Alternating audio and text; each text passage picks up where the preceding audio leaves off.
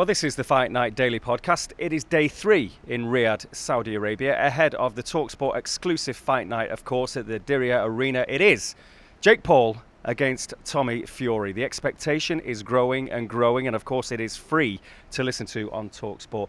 We've spent the day mooching around Riyadh, haven't we, Spencer? We have. There hasn't really been any official media activity, so what we do is we find our own, don't we? So what we wanted to do is find out what this fight really means to normal people in Riyadh. So we went to a couple of the shopping malls, had a mooch about, just to try to find how excited people are. What did you find? What do you think? Well, what I found was that there seemed to be an appetite for the fight. You know, people knew it was going on. Yep. You know, a lot of the locals knew it was going on, and they were excited about it.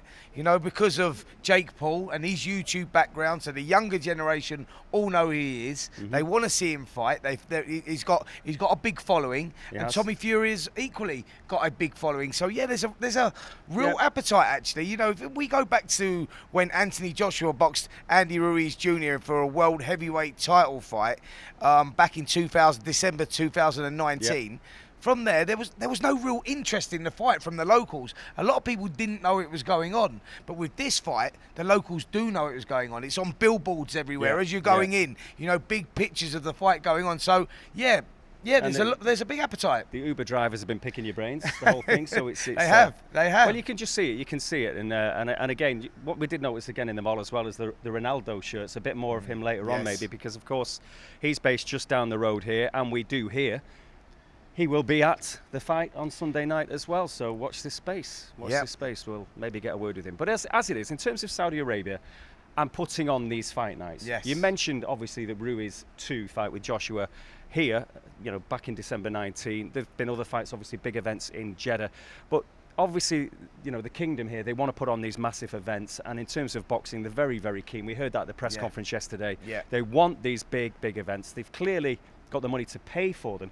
What I've seen here, you've been to Riyadh before, I haven't. I've been to Jeddah, but what you can see is when you go high up in any of the buildings, all the land that's earmarked for construction, the cranes that are going up. I mean, probably reminiscent of Dubai springing out of the sand. And do you get that feeling? Absolutely. I mean, look, like I say, you know, we go back just 3 years, and I've seen this place grow. Like, you know, it's multiplied, it's quadrupled in size. You know, when we was here before, there was a lot of desert, you know, but now we've come here again, and I was just I was amazed. We went to the Four Seasons Hotel to interview Jake Paul up there, and he was up there on the 44th floor, and we had a great view of the city and how it's grown. And I mean, you're right in what you say as well. At the press conference, Prince Khalid showed his appetite again for not just for boxing but for sport, and how they want to bring sport here to Saudi. But they mentioned particularly how interested they are in boxing itself. And they said, you know what?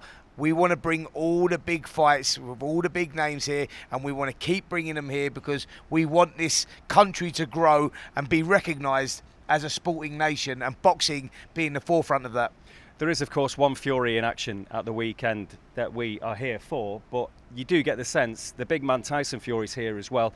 They're very interested in bringing him here and again showcasing him against Alexander Usyk. Now, again, we've heard what John Fury's had to say. He says that obviously Usyk's got to step up and the money's got to be right, or Tyson will take other options. I mean, where do you stand with this? When we were talking about April the 29th, we thought it was going to be favourite here.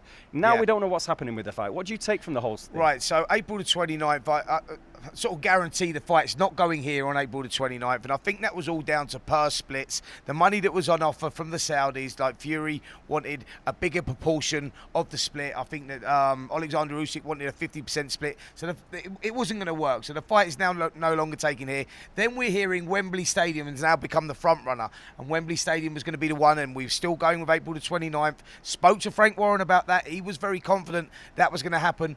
I'm not so sure it is now, Dom. I think that we're getting too close. You know, that is a fight of that magnitude needs a lot of planning. You know, and I think they're still very much in negotiations. Negotiations seem to have been broken down a little bit over these purse splits and where we're at with that. So I'm not sure when that fight's going to happen. Now, the interesting thing is, if that fight doesn't happen on April the 29th, will Tyson Fury start looking elsewhere? Now, we heard Eddie Hearn saying, listen, if that fight breaks down, Anthony Joshua is ready to step in. Anthony Joshua will take that, but he doesn't want to do that until early part of the summer. So, I mean, we've been talking about this now for a couple of years, but there's so many moving parts in this heavyweight division. Yep. And as we stand right now, we thought we was going to get Fury Joshua before Christmas. That looked like it was closer than ever. Negotiations broke down, you know, and we had Dillian Whyte stepping in, and you know, that was a little bit of a disappointment for the hardcore boxing fans because they wanted that fight so badly. Then we're thinking, right, we're going to get the Undisputed. Finally, it's going to happen. All right, it's going to be in Saudi Arabia, but we're going to get Alexander Usyk versus Tyson Fury. That now seems to have broken down. Then we think we're going to get it at Wembley. That now seems to be broken down. So where we're at with that right now is, I don't know. But Tyson Fury's out here. He's in brilliant form. You know, he's up for it. He's talking about, you know, fighting. He still wants to fight in April, but realistically, I think we're running out of time for that. So if not Usyk, I mean, obviously you mentioned one name there. Other names that keep popping up: Andy Ruiz Jr. and you know, maybe a 17th fight with Deontay Wilder or however. Yeah, but do you know what though? For the first 4 fights, I mean, I would take that again. I mean, Fury was down and he showed incredible courage to get up, and you know, he'd been down 2 times, been down 4 times. I mean, it's a fight that you would want to watch, isn't it? I mean, it's full of drama. But Deontay Wilder. Is it really though? I mean, I get what you're saying because it's absolute nailed on excitement. I get what you're saying, but you know, again, the Joshua fight. Are we going to just get bored of hearing about that? Yeah. And also the Usyk fight. Come on, these are the belt holders. These are the 2 main guys. If they can't get it on, it's a disaster for heavyweight boxing. Let's face it. Surely, I get it. Of course it is. It's, you know, it's not. It's, you know, it's a fights that we've just mentioned there that we've wanted to see that have fallen through. You know, for political reasons within our sport. But let me give you this, Dom. Let me put this on the table so we go, right, Tyson Fury. Yep. Let's say Tyson Fury, and we say, right, we're going to get that date. It's going to be April the 29th. You know, this is a fantasy fight that I'm talking about right now, fantasy world. And so would you go Deontay Wilder, 5, or would you go Andy Ruiz Jr.? 5. 4. Andy Ruiz Jr. Yeah, I know what you're saying. Yeah, but I don't care. You want a Usyk.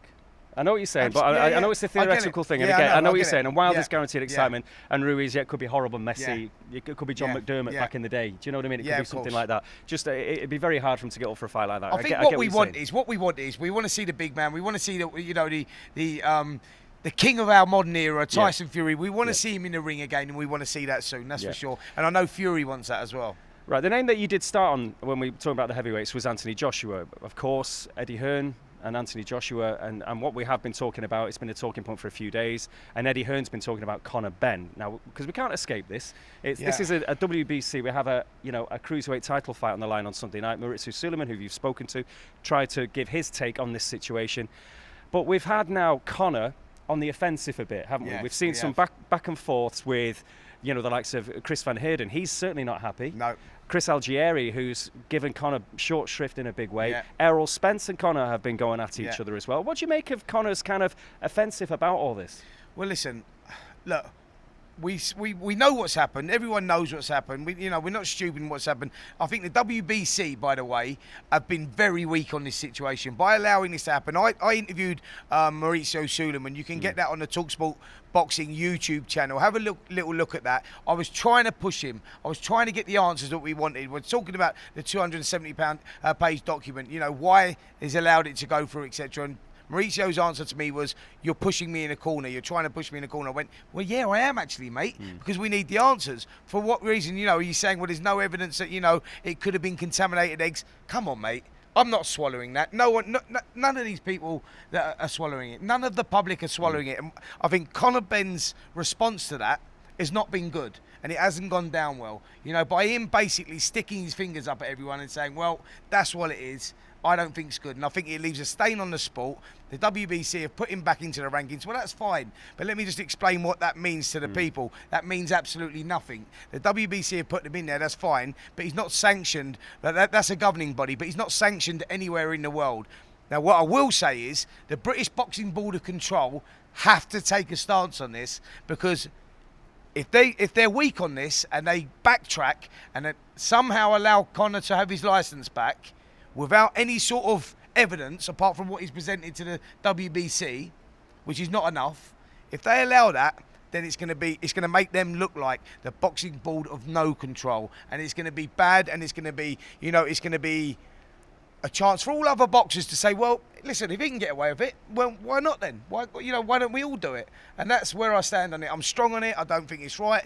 I think that, drugs within our sport is not good. We're in a sport that is effectively very dangerous. We've seen things in the past. I'm living proof of that. You look at the likes of Gerald McLennan and other fighters, people get hurt. So we don't need drugs within our sport. And I think that for Conor Benn, if he wants to resume his career, he needs to present the evidence. As it stands right now, he's not spoke to the British Boxing Board of Control at all. He's not presented anything to them. He's actually, the Boxing Board of Control have asked him to give his evidence, to clear his name, but they've not had that. I know this for a fact. We spoke to Robert Smith, myself and Simon Jordan had him on our show, and Robert said, as we speak, he's not responding to anything we say. So that's fine, Conor's back in the WBC rankings, but let's see some evidence, mate, because you still got to explain yourself, and that's why I think it's a very poor show from the WBC to say, well, we're going to put him back in our rankings. I'm not happy about that. But what we do know, because life will move forward, and there is an opportunity for Conor Benn to fight wherever he wants, not in the UK at the moment. Now, if Eddie Hearn, who said that he'll be out by June at the latest, so what is the roadmap? And I'm going to start you on one that has been mentioned over here, because it's a fairly obvious one on many levels, because Manny Pacquiao has been spoken about as an opponent for Conor Benn. Now, he's not involved in politics at the level he was now, so he is free to fight, wants exhibitions, wants real fights apparently. He wants the Conor Benn situation, or his advisors have said that has to be cleared up in terms of all of this, but they would be open to that. Now, again, because we're in Saudi here, I can see this being a perfect venue. We've talked about it being a perfect venue. There are 1.5 million Filipinos living and working in Saudi Arabia. We know what a star attraction he is. So it makes all the sense in the world, doesn't it, if they can overcome those hurdles? Absolutely. And listen, will the WBC saying we accept your evidence, we accept your document, the 270-page document that you presented, and we put you back in the rankings, is that enough to tempt Manny Pacquiao back into the ring? So that is a good possibility. I know that all parties have been talking, and that is a possibility, and that's where we could be. We've heard Eddie Hearn being very vocal about, Conor will be back in the ring, and it could be as early as April, May, even June time, so early summertime. So that could be a good possibility, because we know from other fighters, Dom. When you look at other fighters, you only got to go on Twitter or you listen to what's going on, around. I'm in touch with a lot of boxers, and you listen to what they're saying. They're not happy about this situation. They want it cleared up. They're saying, listen, that ain't good enough, what's happening right now. This excuse about the eggs and etc. That is not good enough. So from a boxer's point of view, speaking as an ex-fighter and listening to current fighters, they're not happy. And, they want more than what's been presented as we speak. But with the WBC and allowing them in the rankings, that might tempt Manny Pacquiao, because he'll recognise that, it's a big payday, and they may do some form of exhibition, and here would be the perfect place. Or maybe not an exhibition, but the fact of the matter is anyway, what would then be the opportunities for Conor Benn? I mean, again, away from the UK, would it be the States? I suppose it could be Australia, where he's spent part of his childhood, all the rest of it. What would you see? I mean, and again, we know that anything can happen, let's face it. So what would you see? So I would lay my money on, we know that Eddie Hearn's got big connections out in America. That he's built up Matchroom Boxing over in America, and he's got a great stable over there. My betting would be, as we speak, knowing that I've spoke to Robert Smith and he's waiting for Conor's team to contact him and try and get his license back, and so Robert's saying until they present that evidence, we're not giving him his license back. I'd hedge my bets on him, Conor boxing out in the States next. That's where I see him happening. I see him getting a license out in America and boxing out there, and perhaps that's why he was trying to taunt Errol Spence Jr. and trying to get him to bite and trying to get a massive showdown with someone like that, because Conor don't want to go through those warm-up fights. He's been vocal about that. He wants the big names. So maybe that's where we see him happening, but I don't see him, definitely not on our shores at the moment anyway. Well, back to Saudi, because of course we are here. We've been at the media activities so far. Now, tomorrow it is the weigh-in day, so we're going to be just down the road to see everybody weighed in. There's a good undercard. I mentioned before there's a WBC cruiserweight title fight, obviously. Lunga Makabu in against Badu Jack as well, so plenty of intrigue in that. Some really good young talent as well. We were talking to Paul Smith Jr. yesterday. Of course, he's managing a fighter, Saudi, who's based in Liverpool as well, Zizou as they call him. Again, a really exciting talent. So there's lots to look forward to. And And again, as we build up closely to it now, I mean, what do you want to see tomorrow? I mean, again, we had all the drama at the end of the press conference with the winner takes all and all that business. So what are you expecting tomorrow? Well, listen, emotions will run high tomorrow. I know that for a fact. A fight of this magnitude, emotions will run high. Both guys have got so much on the line. Both guys are so desperate to win. Emotions will run high, and when emotions run high, we know that we get entertainment, and that's what you can guarantee tomorrow. And I'm sure of that. I'm quite confident there'll be a bit of pushing, a bit of shoving, a lot of verbals going on, and yeah, it won't be a quiet one, that's for sure.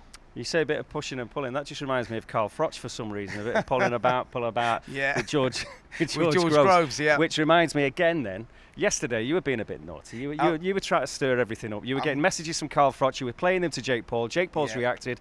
I know that you're always talking to Carl anyway. You try to wind him up again. I mean, what are you trying to do here? I'm going to be doing it again, mate. I'm going back to Carl Froch because you saw the response. I spoke to Cole about it afterwards, actually, and he wasn't happy about that. You know, the response from Jake Paul. He's been quite vocal about it. He doesn't like his name being brought into it, and he said he felt very disrespected that Jake Paul said, you know what, go through Anderson Silva first, and if you do that, it's like a semi-final, and then you can box me. The Cobra's gone, whoa, whoa, whoa. I'm the world champion. I'm the Hall of Famer, mate. I'm the name. I don't have to go through anyone. And he's going, don't disrespect me like that. And Cole obviously said that he's going to flatten him and he's going to do whatever. So, you know, off that interview that I'd done, and when I played Jake Paul that interview, I know that the Cobra wasn't happy, so I've given him a day just to calm down. You know, I've just like, I know what he's like. He gets a little bit edgy, and he still keeps himself in shape. Do we know he's not on a flight over here, by the way? Well, listen, I don't know that, and that's the thing, because I haven't heard from him today. I'm thinking that's a possibility, that. So I'm thinking, right, let's see what happens, but. Yeah, the Cobra, he wants some. He wants some of it. I think he's not happy by Jake Paul's response. We know what Jake Paul's all about. It's, you know, he sells himself well. Yep. You know, he talks the talk, and you know, and he delivers. So watch this space is what I'm saying. You don't know. The Cobra's name is in the hat, and let's see what happens from here.